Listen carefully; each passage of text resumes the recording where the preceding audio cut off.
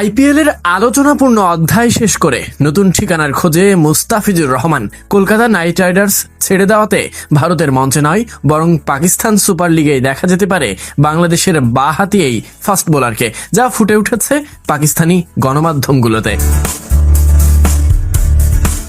IPL নয়, আসন্ন মৌসুমে মুস্তাফিজুর রহমানকে দেখা যেতে পারে পাকিস্তান সুপার লিগ পিএসএল এ। বাংলাদেশের এই বাঁহাতি ফাস্ট বোলার ইতিমধ্যেই পিএসএল সিজন 11 এর জন্য নিজের নাম নিবন্ধন করেছেন। বর্তমানে বিদেশি ক্রিকেটারদের নিবন্ধন প্রক্রিয়া চলমান রয়েছে, যা শেষ হবে আগামী 20 জানুয়ারি।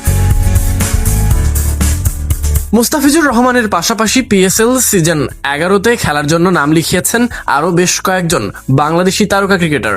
ডেইলি পাকিস্তান জানায় প্রায় 10 জন টাইগার খেলোয়াড় এবার পিএসএল এ নিবন্ধন করেছে। তাদের মধ্যে উল্লেখযোগ্য হল তাসকিন আহমেদ, সাকিব আল হাসান, রিশাদ হোসেন এবং তানজিদ হাসান তামিম।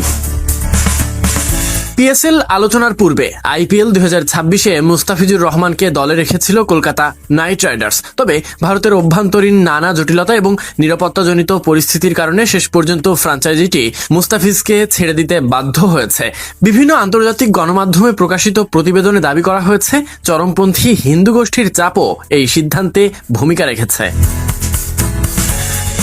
এই ঘটনা প্রবাহের মধ্য দিয়েই ভারতকে কেন্দ্র করে উদ্বেগ প্রকাশ করে বাংলাদেশ ক্রিকেট বোর্ড এখন আইসিসি ইভেন্ট টি-20 বিশ্বকাপ 2026 উপলক্ষে বাংলাদেশ দলকে ভারতে না পাঠানোর সিদ্ধান্ত জানিয়েছে এবং ম্যাচগুলো অন্য ভেন্যুতে সরানোর দাবিও তুলেছে। সব মিলিয়ে আইপিএল এর বদলে পিএসএলই হতে পারে মুস্তাফিজুর রহমানের পরবর্তী ফ্র্যাঞ্চাইজি টুর্নামেন্ট, যার ড্রাফটে নজর থাকবে বাংলাদেশিদের।